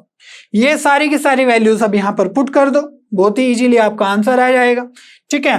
तो ये कितना है P A by B1 2/3 into probability of B1 which is 1/2, इसी को नीचे भी लिखना है, तो 2/3 into 1/2 plus P A by B2 which is 3/4 into 1/2, ठीक है। तो 1/2 कॉमन लेके ये बेसिक कैलकुलेशन आप कैंसिल कर लोगे, फिर एलसीएम वगैरह लेके आप सोल्व कर लोगे इसको, तो आपका आंसर आ जाएगा 8/17, ठीक है। तो कौन सा ऑप्शन करेक्ट होगा, आपका बी ऑप्शन बिल्कुल करेक्ट हो जाएगा, ठीक है। बच्चों नेक्स्ट प्रॉब्लम सोल्व कर लेते हैं। Let A and B be two independent events such that probability of A is 1/3 and probability of B is 1/6, then which of the following is true। तो यहां पर हमें P A P B given है, probabilities given है, और बोला गया है कि A और B इंडिपेंडेंट है, ठीक है। दैट मीन्स A के होने से B पे कोई फर्क नहीं पड़ता है प्रोबेबिलिटी पे, और B के होने से A की प्रोबेबिलिटी पे कोई फर्क नहीं पड़ता है। तो इन सभी ऑप्शन में से हमें सिंगल करेक्ट आंसर है ये, तो एक ही ऑप्शन करेक्ट होगा, ठीक है। अगर ये मल्टीपल करेक्ट आंसर होता तो और भी ज्यादा डिफिकल्ट हो जाता इस तरीके से देखने में, सारे ऑप्शन हमें देखने होते।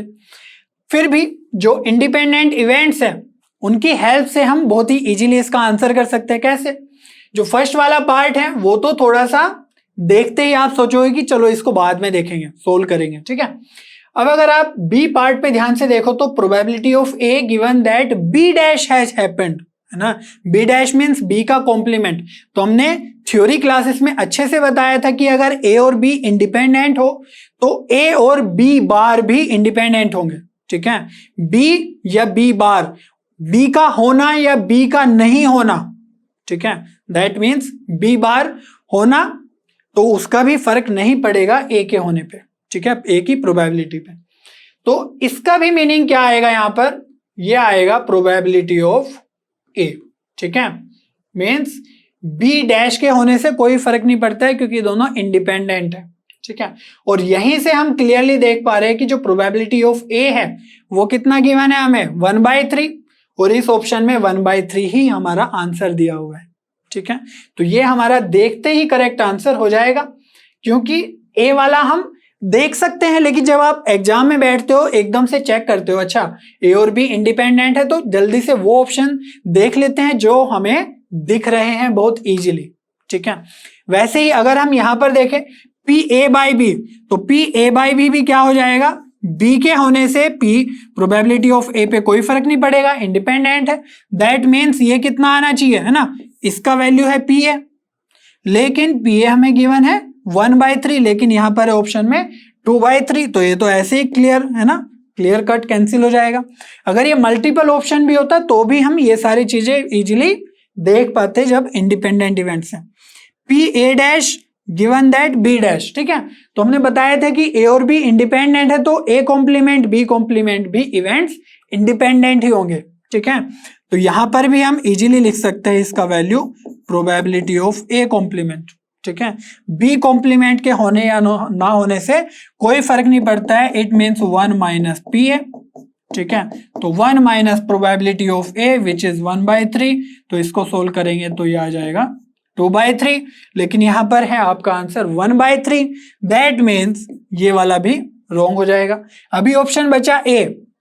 ठीक है, अगर ये मल्टीपल चॉइस करेक्ट भी होता तो कैसे हम करते, तो यहां पर इसको सोल्व करेंगे हम A such that A union B has happened. ठीक है, तो इसको भी बहुत ही इजीली कर सकते हो। कैसे, हमें पता है कि एक तो ये वाला पार्ट है और एक है ना इस स्लैश के बाद वाला पार्ट है जो हो चुका है। अब आप सोच रहे होंगे कि ए पे तो कुछ फर्क ही नहीं पड़ रहा है होने ना होने से, लेकिन वो बात है ए और बी इंडिपेंडेंट है तो बी के होने ना होने से फर्क नहीं पड़ेगा, बट यहां पर given that A union B है उसमें ए भी हुआ है कुछ कुछ। ठीक है, तो इसलिए इसको हम डायरेक्टली पी ए नहीं लिख सकते, तो यहां से कितना आ जाएगा वैल्यू ए इंटरसेक्शन है ना जो भी हो चुका है उसके साथ, तो क्या हो चुका है ए यूनियन बी हो चुका है और डिनोमिनेटर में आ जाएगा ए यूनियन बी। ठीक है, तो ए यूनियन बी आप बहुत ही इजीली कैलकुलेट कर सकते हो। ठीक है, अभी बताते हैं कैसे, बट जो न्यूमरेटर में है उसका भी सिंपल सा सॉल्यूशन है।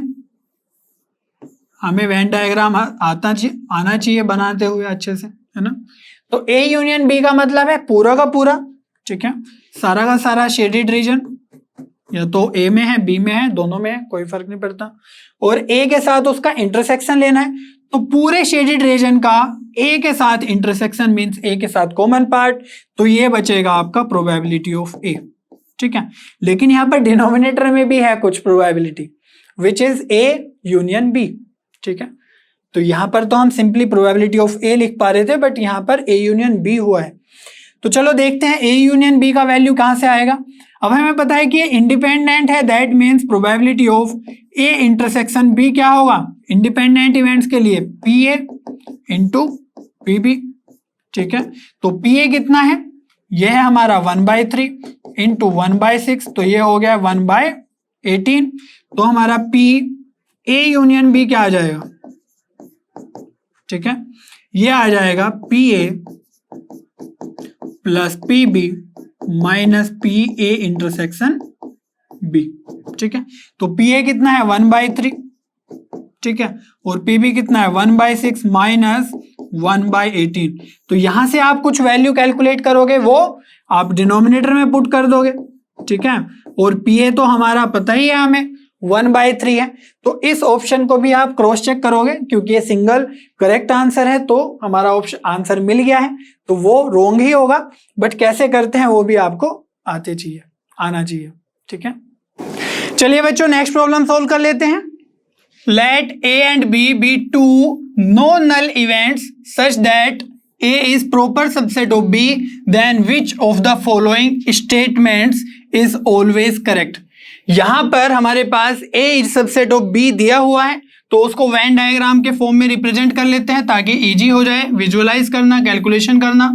तो ये सपोज हमारा सेट है बी और इसके अंदर कोई सेट है ए, ठीक है, A is proper subset, that means A के अंदर जो भी एलिमेंट्स है वो सारे बी के जो कॉमन एलिमेंट्स है उसी के अंदर है, ठीक है। तो यहां पर हमसे जो ऑप्शन पूछे गए हैं उनमें पी ए बाई बी के बारे में बात पूछी गई है, ठीक है, चारों के चारों ऑप्शन में वही है। तो पी ए बाई बी को विजुअलाइज कर लेते हैं, क्या है उसका कैलकुलेशन, ठीक है। तो पी ए बाई बी, इसका फॉर्मूला क्या होता है, P A intersection B, denominator में पी बी, ठीक है, प्रोबेबिलिटी ऑफ बी। तो यहां पर हमें पता है ए इंटरसेक्शन बी मींस ए और बी का कॉमन पार्ट। अब यहां पर ए बी के कंप्लीटली अंदर है, दैट मींस इनका कॉमन पार्ट क्या हो जाएगा, ए, ठीक है। तो probability of A by probability of B, ये तो हमारा लिखा हुआ है लेफ्ट हैंड साइड में, ठीक है। पी ए बाई बी को हमने किस में ट्रांसफॉर्म कर लिया, P A by P B में। क्लियर है इतनी बात। अब यहां पर देखो P A by P B equal to 1 दिया हुआ है, लेकिन ऐसा तो कोई भी इंफॉर्मेशन नहीं है। 1 कब आएगा, जब दोनों की प्रोबेबिलिटी सेम हो जाए। बट हमें पता है कि ए बी के अंदर है, ठीक है, तो सेम तो नहीं हो सकती है प्रोबेबिलिटी, तो ये वाला तो कैंसिल हो जाएगा। और जो बी और सी पार्ट है, लेस देन और ग्रेटर देन वाले पार्ट है, इनको हमें थोड़ा सा देखना होगा। बट इतना हम कह सकते हैं कि जो डी पार्ट है उसमें है P B minus P A, और ऐसा कुछ अराइज नहीं हो रहा है यहां से, तो P B minus P A भी रॉन्ग हो जाएगा, ठीक है। अब बात करते हैं सेकंड और थर्ड पार्ट की, दैट मींस बी और सी ऑप्शन की। तो P A by P be less than और इक्वल टू और ग्रेटर देन और इक्वल टू पी ए, तो पी ए से कंपेयर करना है, प्रोबेबिलिटी ऑफ ए से, ठीक है। अब यहां पर ध्यान से देखो, प्रोबेबिलिटी ऑफ ए न्यूमरेटर में लिखा हुआ है और जो डिनोमिनेटर में है वो है प्रोबेबिलिटी ऑफ बी। अब हमें पता है कि probability of B probability of A से तो ज्यादा ही होगी, ठीक है। बट हमें इतना और पता है कि जो प्रोबेबिलिटी ऑफ बी है वो 0 और 1 के बीच में लाई करेगी, ठीक है। इनफैक्ट 0 तो नहीं बनेगी क्योंकि कुछ ना ए उसी के अंदर है, नॉन नल सेट है, ये भी दिया हुआ है, लेकिन 1 के इक्वल या 1 से कम होगी, ठीक है, प्रोबेबिलिटी ऑफ बी 0 से 1 के बीच। तो हम इतना कह सकते हैं कि जो भी डिनोमिनेटर में लिखा हुआ है वो 0 से 1 के बीच में होगा, ठीक है। और जब भी हम 0 से 1 के बीच मींस 1 से छोटे नंबर से हम डिवाइड करते हैं तो जो पी ए है ऊपर वाला न्यूमरेटर में उसका वैल्यू और भी ज्यादा बड़ा हो जाता है। लेट मी शो यू, जैसे 8 है ना, और 8 के नीचे 0.5 है, तो ऊपर का जो नंबर है 8 और नीचे है 1 से छोटा नंबर, इससे डिवाइड कर रहे हैं तो इसका आंसर आएगा 16, दैट मीन्स उसका वैल्यू और भी बढ़ जाएगा फाइनल आंसर। तो हम यहां पर कह सकते हैं कि ये जो वैल्यू होगा वो प्रोबेबिलिटी ऑफ ए से ज्यादा होगा, ठीक है। तो प्रोबेबिलिटी ऑफ ए जैसे यहां पर 8 था तो जो फाइनल आंसर आया वो 16 आ गया क्योंकि हम छोटे नंबर से डिवाइड कर रहे थे। तो ये वाला जो ओवरऑल वैल्यू है वो प्रोबेबिलिटी ऑफ ए से ज्यादा होगा, ठीक है। तो इसीलिए हम बोल रहे हैं कि बी ऑप्शन हमारा बिल्कुल करेक्ट हो जाएगा, ठीक है। बच्चों आज का लास्ट प्रॉब्लम सॉल्व कर लेते हैं। A player x has a biased coin whose probability of showing heads is P and a player Y has a fair coin. They start playing a game with their own coins and play alternatively. The player who throws a head first is a winner if X starts the game and the probability of winning the game by both the players is equal, then the value of P is. यहां पर एक game खेलना है, ठीक है। तो 2 players है x और वाई। तो चलिए बात करते हैं, डाटा को लिखते हैं जो जो हमें गिवन है। तो जो एक्स प्लेयर है उसके पास एक बायस्ड कॉइन है। बायस्ड का मतलब होता है कि उसमें हेड और टेल आने की जो प्रोबेबिलिटी है वो सेम नहीं रहती है, ठीक है। तो बायस्ड कॉइन में बोला गया है कि जो हेड आने की प्रोबेबिलिटी है वो है पी, ठीक है। तो probability of getting head is small p, इस तरीके से लिख देते हैं। And a player Y has a fair coin, तो जो प्लेयर वाई है उसके पास फेयर कॉइन है, दैट मीन्स एक तरफ हेड है एक तरफ टेल है, ठीक है। तो उसके हेड और टेल आने की प्रोबेबिलिटी इक्वल होगी, दैट मीन्स 1/2 एंड टेल आने की भी प्रोबेबिलिटी क्या हो जाएगी 1/2। अब यहां पर हमें पता है कि हेड आने की प्रोबेबिलिटी स्मॉल पी है तो टेल आने की प्रोबेबिलिटी क्या होगी। अब हमें पता है कि हेड या टेल ही आता है, ठीक है। तो टेल आने की प्रोबेबिलिटी क्या हो जाएगी 1 - p, क्योंकि टोटल प्रोबेबिलिटी 1, तो हेड आने की टेल आने की ऐड करेंगे तो 1 आएगी टोटल, ठीक है। तो टेल आने की हो जाएगी 1 माइनस पी। ये हमारे पास इंफॉर्मेशन गिवन है। और एक इंफॉर्मेशन क्या है कि वो अपने ही कोएन से खेलते हैं, तो दोनों के पास अपना अपना कोएन है जिनकी प्रोबेबिलिटीज मैंने डिनोट कर दी हैं, और अपने ही कोएन से खेलेंगे और अल्टरनेटिवली खेलेंगे। तो एक बार एक्स ने खेला, फिर एक बार वाई ने खेला। एक बात और है कि एक्स स्टार्ट्स द गेम, ठीक है। तो एक्स पहले खेलता है और जिसका भी हेड आ गया वो जीत जाएगा, ठीक है। और इसमें और बोला गया है कि जो दोनों की जीतने की प्रोबेबिलिटी है वो इक्वल है, ठीक है। चलिए आप प्रोबेबिलिटीज लिख लेते हैं। तो प्रोबेबिलिटी ऑफ एक्स विनिंग कि एक्स गेम जीत जाए, ठीक है। तो गेम जीतने की क्या कंडीशन है कि हेड आ जाए तो गेम जीत जाएंगे। तो ऐसा हो सकता है ना कि एक्स ने कॉइन को टॉस किया और हेड आ गया, तो जो पी है ना प्रोबेबिलिटी, उसी प्रोबेबिलिटी से हेड आएगा जितने का दिया हुआ है प्रोबेबिलिटी, है ना, हेड अपीयर होने का। तो अगर पी आ गया है ना तो ये गेम जीत जाएगा। बट जरूरी नहीं है कि पहली बार में ही हेड आ जाए, ऐसा भी हो सकता है कि ये हार जाए, है ना, टेल आ जाए और फिर वाई भी हार जाए और फिर एक्स का हेड आ जाए। समझ पा रहे हो बात? तो हम अभी एक्स के जीतने की बात कर रहे हैं, ठीक है। तो अगर ये पहली बार में हार गया है, या तो ये ऐसा हो सकता है, या फिर दूसरा केस क्या हो सकता है कि ये हार जाए, that means 1 minus p probability tail appear हो जाए, और वाई भी हार जाए, क्योंकि एक्स के जीतने की बात हो रही है। तो एक्स तभी तो जीतेगा जब उसका तीसरी बार में टर्न आएगा, ठीक है। तो सेकेंड टाइम में जब वाई ने जब थ्रो किया तो उसका भी टेल आ गया, उसका प्रोबेबिलिटी होगा 1/2। और फिर से एक्स ने जब थ्रो किया थर्ड वाले टाइम में, है ना, तो ये पी अपीयर हो गया, मीन्स हेड अपीयर हो गया विद प्रोबेबिलिटी पी। तो इस तरीके से हम लिखते जाएंगे, बहुत सारे केसेस बनेंगे, इन्फिनिटी, है ना। तो यहां पर अब ये क्या बोला था कि फर्स्ट टाइम में ही जीत गए, फिर दोनों हार गए, फिर पी जब एक्स का नंबर आया फिर जीत गए। फिर आगे क्या करेंगे, ये 4 टाइम्स हारते रहेंगे और 5th टाइम फिर एक्स जीत जाएगा, ठीक है। तो कुछ ऐसे बनेगा 1 माइनस पी, एक्स भी हार गया, फिर वाई भी हार गया, ठीक है, और फिर से एक्स हार गया, फिर से वाई हार गया, और फिर 5th टर्म में, है ना, जब 5th टाइम टॉस किया तो ये जीत जाएगा पी, ठीक है। तो इस तरीके से सारे के सारे केसेस, मीन्स फर्स्ट पे जीता, थर्ड पे जीता, 5th पे जीता, 7th पे जीता, 9th पे जीता, है ना। तो इस तरीके से बहुत सारे टर्म्स आएंगे इसमें, और अप टू इनफाइनाइट चलता रहेगा ये।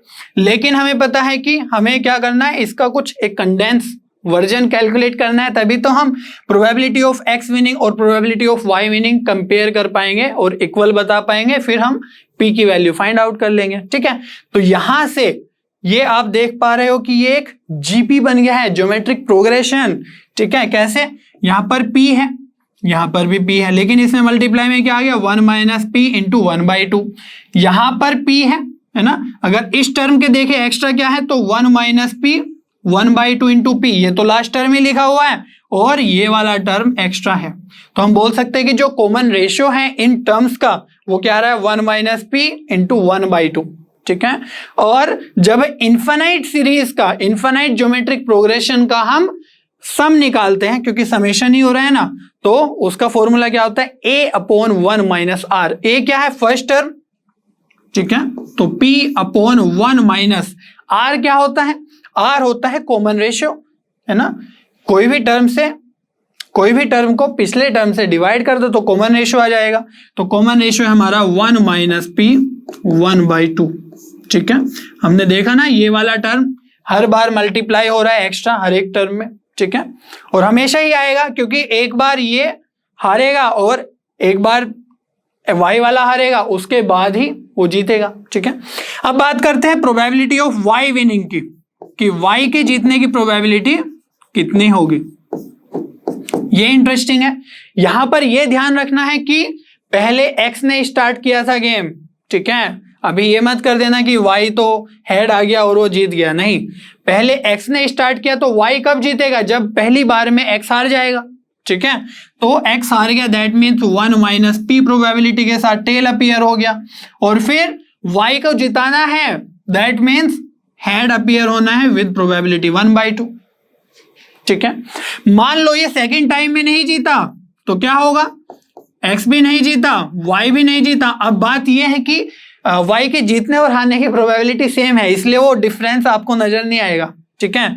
लेकिन मैंने बोला कि x भी नहीं जीता, y भी नहीं जीता विद, है ना, टेल का प्रोबेबिलिटी, और फिर अभी x का टर्न है तो x भी नहीं जीता, 1 माइनस p प्रोबेबिलिटी। लेकिन इस बार अब क्योंकि यहां पर सेकंड टाइम में जिताना था, है ना, तो एक ऐसा केस लेना है जहां पर सेकंड में नहीं जीता बट फोर्थ टाइम में जीत जाएगा। दैट मीन्स फोर्थ टाइम में हमारा आ जाएगा 1/2, ठीक है। इसी तरीके से यहां पर सेकंड टाइम में जीता, यहां पर फोर्थ टाइम में जीता, फिर सिक्स्थ टाइम में जीतेगा। तो इस तरीके से बढ़ते जाएंगे और बहुत सारे टर्म्स आते जाएंगे, ठीक है। तो ये भी एक इनफाइनाइट ज्योमेट्रिक प्रोग्रेशन बनेगा। और इसमें आप देखो अगर ध्यान से, तो ये तो फर्स्ट टर्म हो गया, तो यहां पर हमें ये फर्स्ट टर्म दिख रहा है, लेकिन ये जो एक्स्ट्रा टर्म है ये क्या हो गया, कॉमन रेशियो, ठीक है। इसको इससे डिवाइड कर दोगे तो यही बचेगा, ठीक है। और हम देख पा रहे कि कॉमन रेशियो तो सेम ही है दोनों के दोनों ज्योमेट्रिक प्रोग्रेशंस में। तो यहां पर हो जाएगा 1 minus p 1/2 upon 1 minus r है क्या, सेम है वो तो 1 माइनस p 1/2। तो ये हो गई प्रोबेबिलिटी ऑफ x विनिंग और ये हो गई प्रोबेबिलिटी ऑफ y विनिंग, ठीक है। तो दोनों को बोला गया है कि इक्वल है, ठीक है, players are equal and then find the value of p। तो यहां पर हम इन दोनों को इक्वल रख देंगे क्योंकि दिया हुआ है इक्वल है। तो यहां पर देखो player of probability of x winning हो जाएगा 1 माइनस p 1/2 इक्वल्स टू, यहां पर क्या है 1 minus p 1/2 upon 1 minus p 1/2। In fact 1 minus है ऑलरेडी, ठीक है। लेकिन हम देख रहे हैं कि जो डिनोमिनेटर है वो तो सेम ही है दोनों का, ओके। तो यहां पर ये डिनोमिनेटर्स कैंसिल हो जाएंगे, ऊपर बचेगा p और इधर बचेगा 1 माइनस p 1/2। तो 2 इधर आके मल्टीप्लाई हो जाएगा, 2p equals to 1 minus p को और ले जाएंगे इधर तो ये हो जाएगा 3p इक्वल्स टू 1। तो यहां से आ जाएगा p इक्वल्स टू 1/3, ठीक है। ये आपका फाइनल आंसर हो जाएगा, इसी का वैल्यू हमसे पूछा गया था क्वेश्चन में, ठीक है। तो यहां पर हम ए ऑप्शन बिल्कुल करेक्ट लगा देंगे, ठीक है। और इसी के साथ आज का हमारा सेशन कंप्लीट होता है। मुझे उम्मीद है आपको सभी क्वेश्चंस बहुत अच्छे से समझ में आए होंगे। नेक्स्ट वीडियो में हम और भी प्रीवियस ईयर क्वेश्चन सोल्व करेंगे। तब तक लर्नो हब पे बने रहिए क्योंकि लर्नो हब पे सभी कंटेंट फ्री है पर बेस्ट है।